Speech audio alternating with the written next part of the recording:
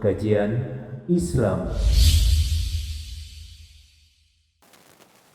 Jujur adalah amal. Amalan hati, amalan lisan, dan amalan anggota tubuh. Dia mencakup semua bagian dari tubuh manusia. Dia amalan hati, ya. Dia amalan hati. Dia amalan lisan, betul, amalan lisan. Bahkan manusia lebih paham jujur itu amalan lisan. Jujur itu lebih dipahami oleh manusia identik dengan amalan lisan. Kalau ngomongnya bohong, nggak jujur dia. Ternyata jujur juga amalan fisik. Adalah amalan fisik. Baik. Jujur intinya adalah, kata ulama, adalah kesesuaian dan keselarasan. Dan itu nanti ada kaitannya dengan jujur secara lisan dan jujur secara perbuatan. Jujur secara lisan dan jujur secara perbuatan. Juga secara hati. Jadi pesan penting yang disampaikan melalui kata jujur adalah kesesuaian dan keselarasan. Kalau ada ketidaksesuaian, namanya nggak jujur. Jujur itu harus sesuai, harus selaras. Nah, makanya para ulama mengatakan, jujur lisan, keselarasan antara ucapan dengan fakta. Contoh, seorang mengatakan, bahwa saya mau pergi ke suatu tempat. Ternyata nggak pergi, bohong nggak dia? Berarti tidak sesuai ucapan dengan fakta, dengan realita, dan kenyataan. Baik, jadi jujur itu kesesuaian, keselarasan. Baik, jujur secara perbuatan. Secara perbuatan. Manusia mengaku hamba Allah, betul? Orang musyrik mengaku hamba Allah, bukan? Orang-orang kafir mengaku hamba Allah, tapi mereka menyembah siapa? Jujur nggak mereka? Kalau mereka hamba Allah, berarti hanya menghambakan diri kepada, harusnya begitu. Berarti orang musyrik tidak jujur. Karena tidak sesuai ucapan dengan perbuatan. Kalau tadi khobar, ngomong informasinya begini, kenyataannya beda. Kalau ini, dia mengklaim dirinya sebagai hamba Allah, tapi dia tidak menghambakan diri kepada Allah. Berarti dia bohong. Harusnya seorang hamba Allah hanya beribadah dan menghambakan diri kepada Allah semata. Taib. Ahlul bid'ah, orang-orang yang berbuat bid'ah, jujur atau bohong? Bohong. Dia mengaku sebagai umat Rasulullah, betul? Sebagai Muhammadiyah, pengikut Muhammad SAW. Betul ya? Tapi kenyataannya, banyak nggak akidah-akidahnya, amalan-amalannya, ibadah-ibadahnya yang tidak sesuai dengan tuntunan Rasul? Banyak tidak? Kenapa? Berarti bohong. Berarti mereka pembohong. Karena ucapan mereka, pengakuan mereka, tidak selaras dengan amalan mereka. Makanya mereka pembohong.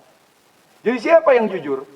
Yang jujur itu orang yang bertauhid, orang yang mengikuti sunnah.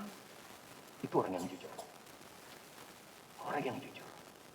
Pelaku maksiat, pembohong atau orang jujur? Suka maksiat. Aduh, saya belum siap. Contoh, kita contohkan yang sederhana saja. Perempuan-perempuan yang masih terbuka gitu auratnya. Kita tanya kenapa mbak nggak tutup? Dilihat nggak boleh, dipegang nggak boleh, tapi dibuka. Coba, kadang-kadang kita bingung gitu. Dia pakai celana atau pakai rok yang jelas-jelas terbuka. Naik ojek, ditutup pakai tas. Ngapain? Dibuka aja mbak.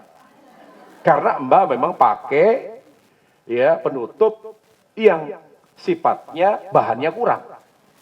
Kan gitu. Memang sengaja untuk diperlihatkan, tapi dilihat nggak boleh. Padahal terbuka. Kalau mau tidak dilihat, tertutup dong.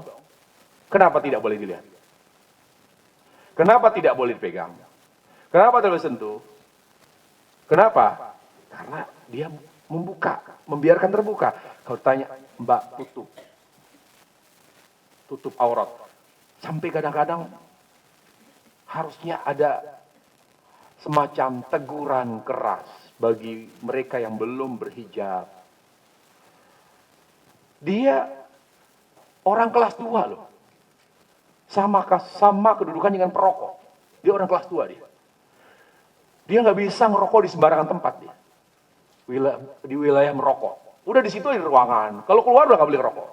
Orang kelas 2 dia. Orang kelas 1 dimanapun bisa dia. Mau kemana duduk bisa. Ruangan ini bisa, ruangan itu bisa.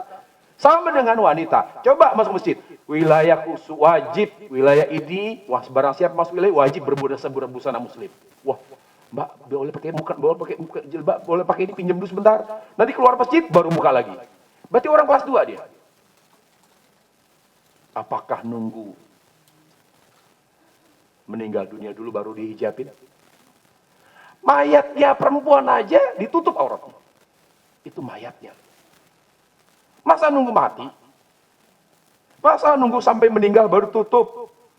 Kerudung itu harus ada pada wanita yang sudah meninggal. Dikerudungin. Masa masih hidup gak dikerudungin? Udah meninggal baru dikerudungin? Mana logikanya? Ayo pakai logika di sini. Mana rasa malunya kepada Allah Subhanahu wa ta'ala. Nah, tahukah kenapa dia masih berat untuk nutup? Buka, tutup, buka lagi. Tutup, buka lagi. Kenapa? Apa salahnya Allah? Berhijablah karena Allah. Jangan karena manusia. Siapapun yang berbuat baik karena manusia, nggak lama dia kebaikannya. Ketika dia kecewa berat terhadap manusia tersebut yang selama ini dia banggakan, yang selama ini dia cintai, dia kecewa, akan berpengaruh kepada kebaikan yang kita kerjakan sekarang. Karena kita berbuat baik bukan karena Allah. Tapi kalau berbuat baik karena Allah, gak bakalan berubah. Kenapa? Karena Allah tidak pernah berbuat salah. Allah tidak pernah mengecewakan. Itulah, berarti ketahuan. Kalau dia berubah-ubah, tadinya sholat gak sholat, tadinya berhijab, buka jilbab, buka tutup. Ini orang berhijabnya bukan karena Allah. Bukan karena Allah. Kenapa demikian? Dia gak jujur sama Allah. Kalau dia jujur, ya Allah, saya hijab karenamu. Pernahkah Allah membalimi kita? Kita diberi nikmat, itu bukan karena kita sholat. Kita diberi hidayah, bukan karena kita melakukan kebaikan apapun. Tapi karena rahmat Allah. Coba hitung-hitungan antara nikmat yang Allah berikan dengan kebaikan yang kita kerjakan. Tidak ada apa-apanya. Masih banyak selain kita yang lebih berhak mendapatkan hidayah, tapi tidak Allah beri. Kita tidak lebih pintar dari orang-orang di luar sana yang pinter-pinter, cerdas-cerdas. Kita tidak lebih semangat belajar. Lihat, kita tidak lebih kaya, kita tidak lebih cantik, kita tidak. Kelebihan itu mungkin gak ada pada kita, tapi Allah beri hidayah. Allah memberi kita hidayah murni karena Allah sayang kepada kita. Hanya itu. Allah sayang, udah. Bukan karena kita keluarga muslim, jadi saya muslim. Enggak. Banyak kok yang murtad dari keluarga muslim. Bagaimana dengan mereka yang lahir dari keluarga Kristen? Kasihan. Padahal baik. Kita banyak temukan loh teman-teman SMP kita, SMA. Lebih baik dari kita. Pinter, cerdas, ranking. Kita mah naik kelas, alhamdulillah. Saya punya teman waktu SMP. Cina, itu baik, nggak pernah marah. Kalau saya pemarah, baik, nggak pernah marah, diem. Kita cerewetnya minta ampun, tong kosong nyaring bunyinya. Begitulah. Kalau bego biasanya banyak tingkah. Cerdas, pendiam, dapat 9, nangis. 9 nangis. Saya bilang ya Allah, saya lari dari matematika, dia malah dia kerjain sama dia. Gak pernah keluar rumah. Kalau sekolah dijemput, ulang dijemput. Sama bapaknya, udah SMP masih antar jemput. Bayangkan kayak wanita muslimah dipingit di rumah. Ini udah non muslim. Ya, cerdas lagi. Saya bilang, ya Allah, kenapa dia nggak Islam? Kok malah saya yang dikasih Islam?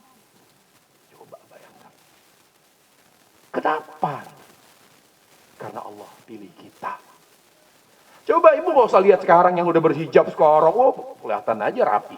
Ibu lihat dong, coba dulu ke belakang. Waktu kuliah dulu bagaimana IP ibu. Bagaimana dulu SMA. Aduh, kita bukan termasuk orang yang masuk kelas percepatan loh. Yang percepatan tuh yang sipit-sipit, yang betul-betul cerdas. Kok Allah nggak kasih hidayah? Kenapa?